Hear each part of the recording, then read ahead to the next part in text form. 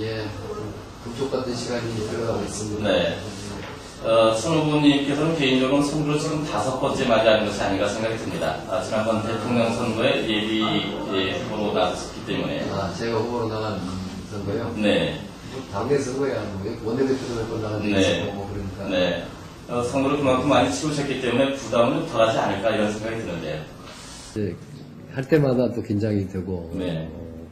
또 이제 선거를 자주 치러볼수록 또 어떤 점에서는 자기 자신을 경계하게 됩니다. 혹시 네. 그 어떤 만내리즘에 빠져가지고 타성에 젖어가지고 뭐 해서는 안 되는 거 아닙니까? 항상 네. 상황도 변하고 민심도 변하고 뭐 그래서 그런 또 그 변화의 물결에서 벗어나지 네. 않으려고 또 노력하고 있습니다. 오늘 인터뷰를 위해서 사무실 들어오면서 현수막을 봤더니 슬로건이 간단했습니다.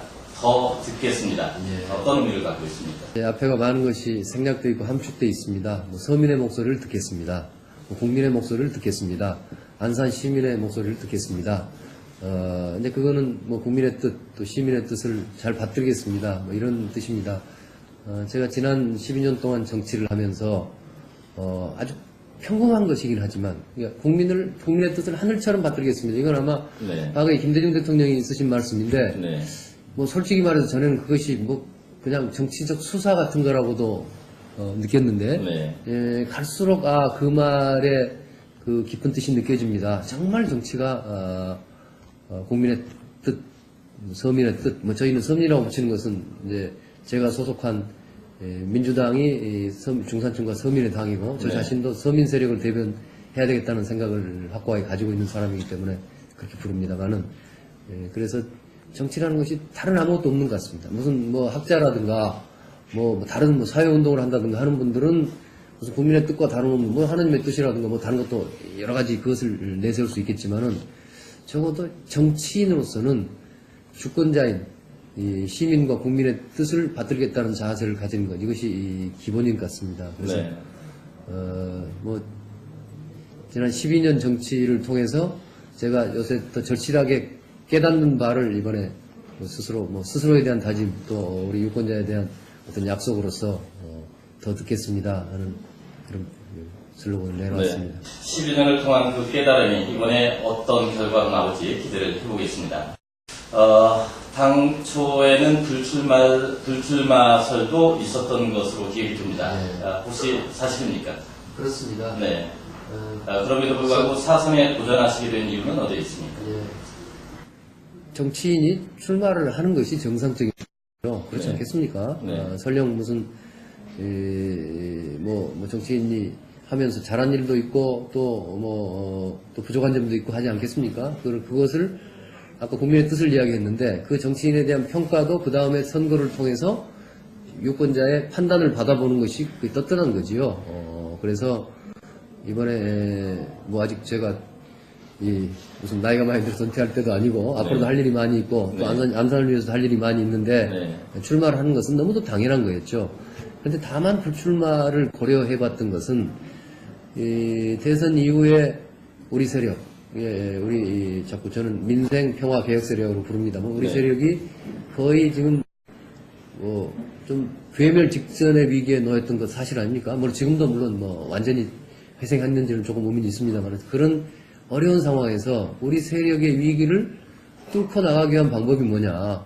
혹시 그동안에 좀 중진이나 좀 지난 정권 또 당에서 중요한 역할을 했던 사람들이 무슨 불출마를 하든지 자기 자신의 무슨 자기 자신을 버리는 결단을 함으로써 전체 세력이 살아날 수 있지 않겠느냐 이런 생각을 저도 하게 됐고 그때 많은 언론이나 많은 분들도 그런 제안들을 했죠. 네. 그래서 어떤 우리 세력과 당을 살리기 위한 방법으로서 불출마를 한번 고려해 봤던 겁니다.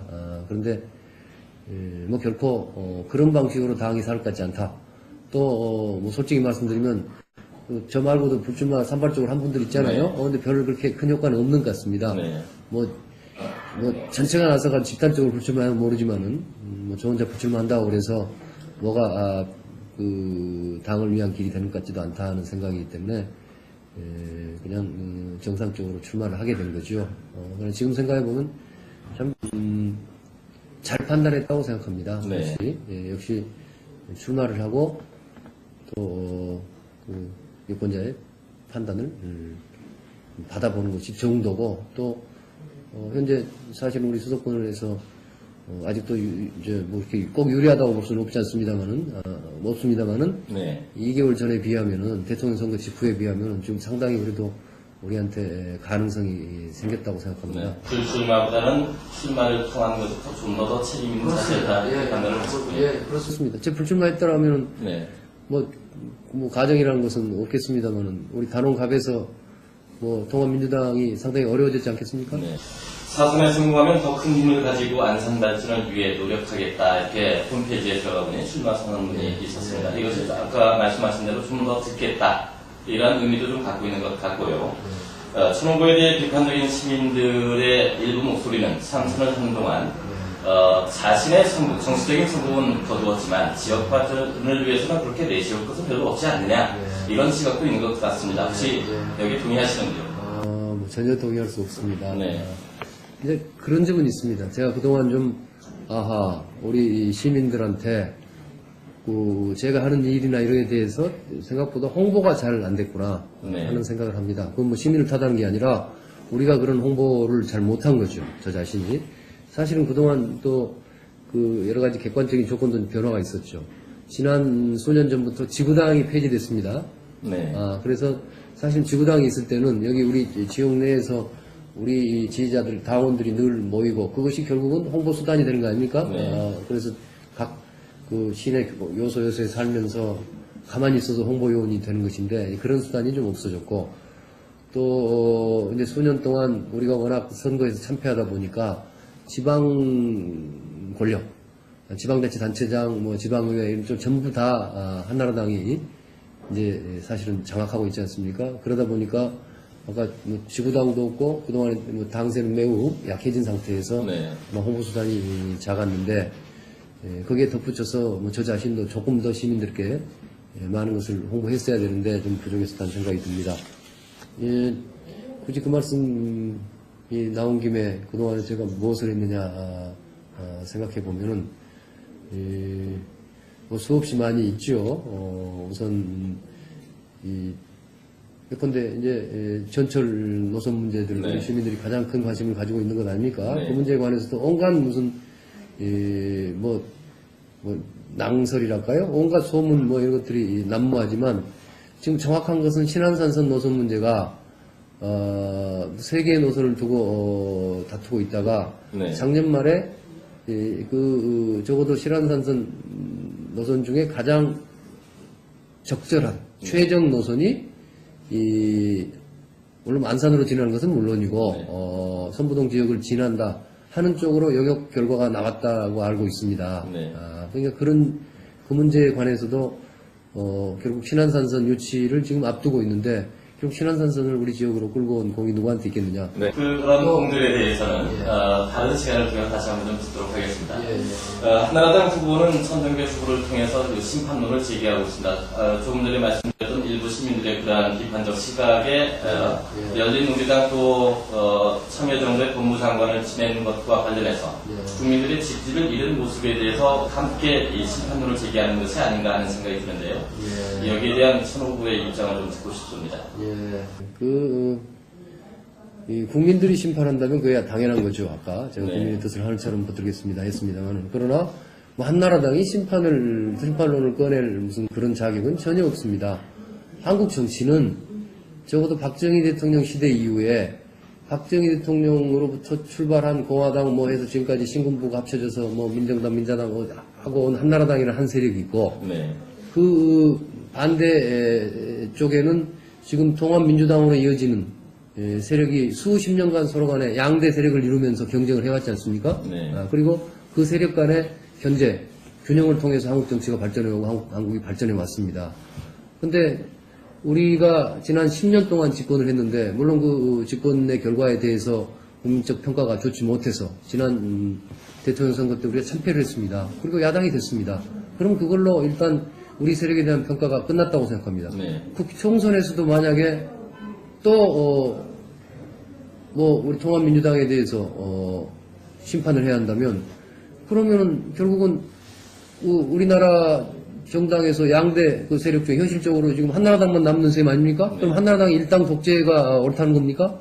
그건 결코 아닙니다. 우리가 이제 야당이 됨으로써 이미 국민적으로 심판을 받았다고 생각합니다. 대통령 선거를 통해 심판은 끝났고, 이제는 야당이 됨으로써 새로운 민생 세력으로서, 견제 세력으로서, 통합민주당의 뭐 역사적 존재 그 의의랄까요? 존재 의의는 더 강력하게 됐다. 그래서 이번 선거는 무슨 제가 심판을 받아야 할 일이 아니고 제가 다시금 우리 안산 단원갑 시민들의 성원을 받아서 이제 좀 더 강력한 야당의 지도자로 새로 좀 힘을 받아야 될 그런 선거가 돼야 한다고 봅니다. 네.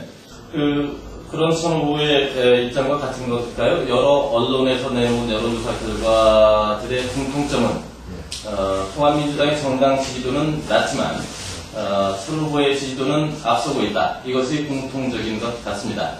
혹시 이렇게 된 이유라고 할까요? 어떻게 분석하고 계십니까? 예, 이제 시민들께서 결국 날이 갈수록 견제론에 힘을 실어주시는 것 아니겠습니까? 네.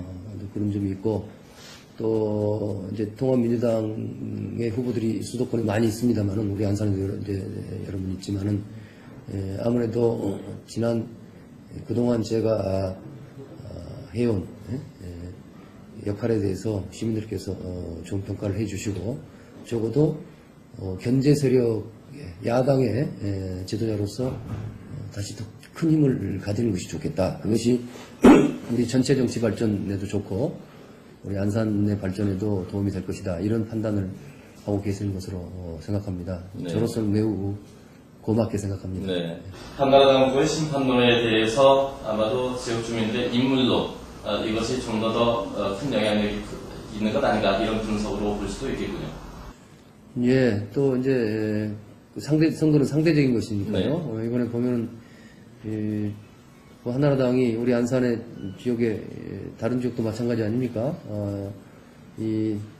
무슨 정말 우리 안산하고 아무 관계도 없는 분들을 느닷없이 낙하산으로 공천했단 말이에요. 지난번에 지역신문가 한나라당의 4명의 후보 중에 3분이 다 지난 1월 달에 안산으로 이사한 걸로 돼 있더라고요. 네. 1월 달은 뭐냐 그러면 대통령 선거 끝난 다음에 왔다는 이야기 아니겠습니까? 그러면 저는 그건 국회의원직으로 쇼핑을 왔다고 생각합니다. 네. 대통령 선거 끝나고 이제 이명박 효과가 많이 있을 거다. 그러니 내가 국회의원 한번 해야 되겠는데, 지도를 들여봤겠죠. 어디 가면 좋을까? 해서 그저 지금 투어, 무슨 쇼핑 투어를 해가지고 지금 안산에 와서 국회의원 한번 해볼까? 이런 사람들을 내려보냈단 말이에요. 네. 이건 저는 정말 이것은 한나라당의 오만의 극치고 네. 사실은 우리 73만 안산 시민을 아주 모욕하는 것입니다. 73만 우리 안산 내부에 인물이 없다고 이렇게 없습니까? 네. 제가 이 사람들이 무슨 대통령 선거 전에 작년에만 와서 무슨 조금 지역에서 무슨 활동을 했다고 그러면 제가 이런 말 안 하겠습니다. 그래서 그런 형태의 이 오만한 공천에 대한 우리 시민들의 심판, 저는 이것이 포함되어 있다고 생각합니다. 네. 제가 드릴 질문으로 준비한 것은 국가적으로도 관원갑 선거구에서 이번 선거에서 쟁점은 무엇이라고 생각하십니까? 라는 질문을 준비를 했는데 앞서 답변이 좀 나온 것 같기 때문에 다른 질문을 좀 드리고자 합니다. 최근에 개성공단이 지금 관심을 받고 있습니다. 이게 이번 총선에 있어서 돌발 변수로 여기지 않을까 이런 생각을 하게 되는데요. 전문가들도 이것이 어느 쪽에 유리할 것인지 쉽게 단정은 못하는 것 같습니다. 신호국께서는 여기에 대해서 어떤 견해를 갖고 계십니까? 지금 개성공단 문제가 삐걱거리는 건 매우 유감스럽고 불행한 일입니다. 남북관계가 지금 그동안 수십 년 동안의 노력을 통해서 평화정착, 화해협력관계로 지금 끈질기게 발전해 왔지 않습니까? 그 새 정부 들어서서 이제 남북 간의 양자 관계이기 때문에 한쪽이 다 잘못이라고 말할 수 없겠지만 적어도 이명박 정권이 남북 관계를 여러 가지 상당히 과거에 어떤